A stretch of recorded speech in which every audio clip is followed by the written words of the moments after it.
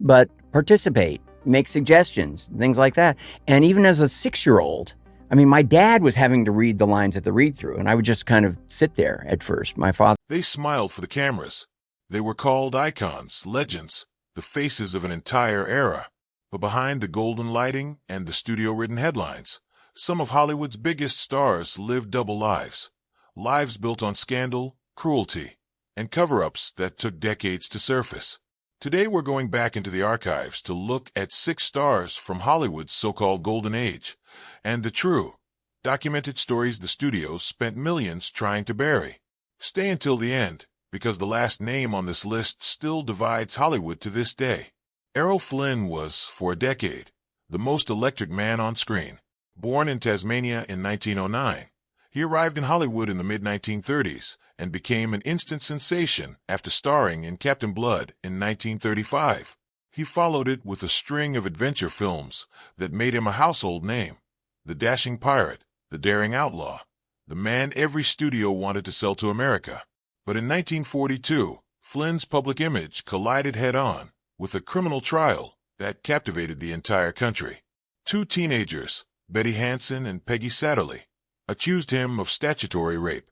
The case went to trial in early 1943 and was covered obsessively by newspapers across the nation. Flynn's defense team, backed by Warner Brothers' considerable resources, worked to discredit the accusers, and after a highly publicized trial, Flynn was acquitted on all counts in February 1943. The acquittal didn't erase the damage to his reputation. If anything, it cemented a lasting cultural phrase, and like Flynn, used for decades afterward as slang connected to the scandal. Flynn's personal life continued to draw scrutiny for the rest of his career, marked by heavy drinking and a lifestyle that colleagues described as increasingly reckless. He died in 1959 at the age of 50 in Vancouver, with an autopsy attributing his death to a combination of heart failure and the cumulative toll of years of alcohol abuse. Flynn's story remains one of the most studied examples of how a major studio could mobilize its full legal and publicity machinery to protect a top-billed star during a criminal trial, a pattern that would repeat itself throughout Hollywood's history. Few actors have ever been as fused with a national identity as John Wayne. Born Marion Morrison in Iowa in 1907, he built a career across more than 170 films, becoming the on-screen embodiment of the American West, the soldier, the sheriff, the rugged individualist. By the 1950s and 60s, he wasn't just a movie star. He was a cultural symbol invoked in political speeches and patriotic imagery alike. But Wayne's own words, on the record, painted a far more complicated picture than his on-screen persona. In a widely republished 1971 interview with Playboy magazine, Wayne made a series of statements about race that have been extensively documented and quoted in the decades since, including comments dismissing concerns about the treatment of Native Americans regarding land, and remarks suggesting Black Americans were not yet ready for full civic responsibility. These comments, made in his own voice and preserved in print, sparked controversy when the interview was published and have resurfaced repeatedly in the decades since, as historians and critics have reassessed his legacy. On set, Wayne was also known as a demanding and, at times, intimidating presence, with several collaborators over the years describing him as someone who ran his sets with an iron hand and had little patience for dissent. He died in 1979 at age 72, having remained, to millions, an emblem of a certain vision of America, even as his own documented statements complicated that image for later generations. Roman Polanski's story is perhaps the most legally documented and least disputed of any on this list, because it isn't a matter of rumor. It's a matter of public criminal record. Born in Paris in 1933 to Polish parents, Polanski survived the Nazi occupation of Poland as a child before eventually building an internationally acclaimed filmmaking career, directing critically celebrated works like Rosemary's Baby and Chinatown. In March 1977, Polanski was arrested and charged with the sexual assault of a 13-year-old girl, Samantha Geimer, following a photo session at actor Jack Nicholson's. A plea agreement. He pleaded guilty to 1 count of unlawful sexual intercourse with a minor. Before his sentencing was finalized, in 1978, Polanski fled the United States for France, where citizenship protections shielded him from extradition, and he has not returned to the U.S. since. Despite the conviction and his fugitive status, Polanski continued his directing career in Europe, and in 2003, he won the Academy Award for Best Director for The Pianist, an outcome that reignited public debate about whether artistic acclaim should be separated from criminal conduct. He has continued working and winning awards in Europe in the years since, including Francis César Award, decisions that have repeatedly triggered pro-home in Los Angeles. Polanski was initially indicted on 6 felony counts. As part of tests and public walkouts, Polanski's case remains one of the clearest, most concrete examples in film history of an industry grappling with whether talent can or should outweigh a documented crime. Before there were teen idols or child star cautionary tales in the modern sense, there was Mickey Rooney. Born Joseph Yule Jr. in 1920, Rooney became the biggest box office draw in America by his late teens, thanks largely to MGM's Andy Hardy series and a string of cheerful, wholesome musicals opposite Judy Garland. At the peak of his fame, he was, by some measures, the top-earning actor in the country. Off-screen, Rooney's life told a very different story. He was married 8 times, and several of those marriages ended amid public disputes over money and infidelity. He filed for bankruptcy in the 1960s after losing much of the fortune he'd earned at MGM. Decades later, in 2011, Rooney testified before the U.S. Senate Special Committee on Aging, describing being a victim of elder financial abuse at the hands of family members, a case that drew national attention to elder abuse and led to a restraining order against a stepson and stepdaughter-in-law.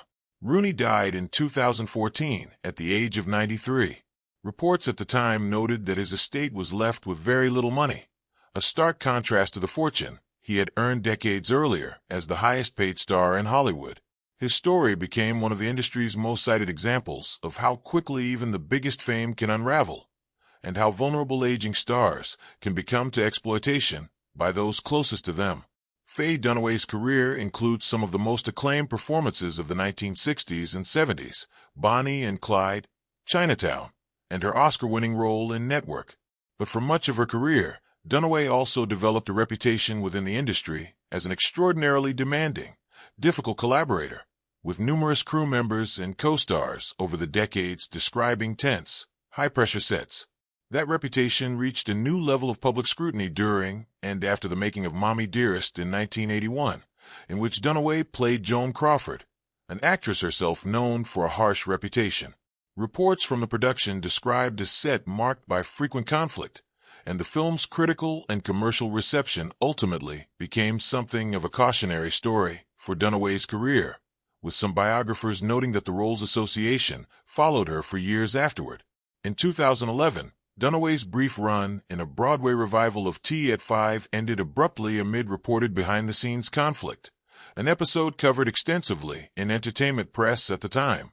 Dunaway has largely stood by her own account of these events over the years.